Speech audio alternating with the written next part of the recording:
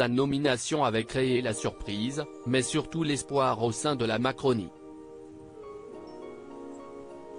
8 mois plus tard, son bilan déçoit le camp du président de la République. Nommé ministre de l'Éducation nationale en mai dernier, Pape Ndiaye peine à convaincre. Et la déception dans l'entourage d'Emmanuel Macron est d'autant plus grande que l'enjeu de sa nomination était multiple: renouer avec le recrutement de personnel politique dans la société civile, rassurer l'aile gauche de Renaissance, incarner la diversité de la société française, et surtout apaiser un corps enseignant excédé par Jean-Michel Blanquer, son prédécesseur rue de Grenelle. Désespoir pas vraiment accompli, à en croire les témoignages récoltés par nos confrères du journal du dimanche.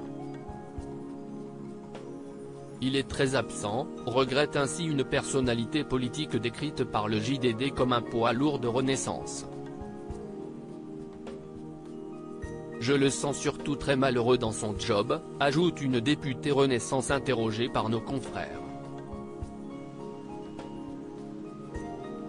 De quoi interroger sur la volonté du président de le remplacer. Remaniement d'Emmanuel Macron, découvrez les ministres du gouvernement Borny. Pape Ndiaye entravé dans son propre ministère. Pourtant, Pape Ndiaye, professeur des universités, semble de l'avis général avoir réussi sa mission d'apaiser le corps enseignant. Mais ses détracteurs lui reprochent son peu de présence médiatique et son manque de clarté. On ne sait pas forcément quelle vision il a, se plaint au JDD Jean-Rémy Girard, président du syndicat national des lycées et collèges.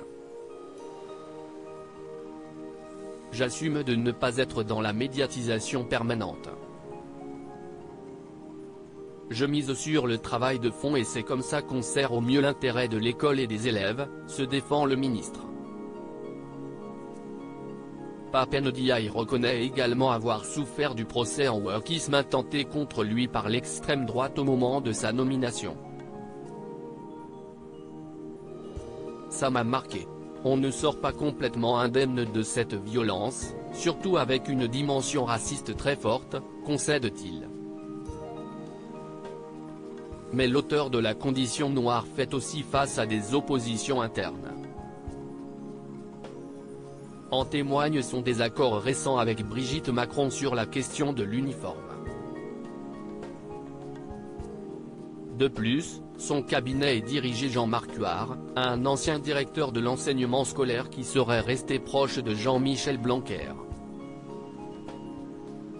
En Macronie, on le suspecte à bas bruit d'entraver le travail de Pape Ndiaye, ce que le ministre réfute. Crédit photo, Stéphane Le Mouton.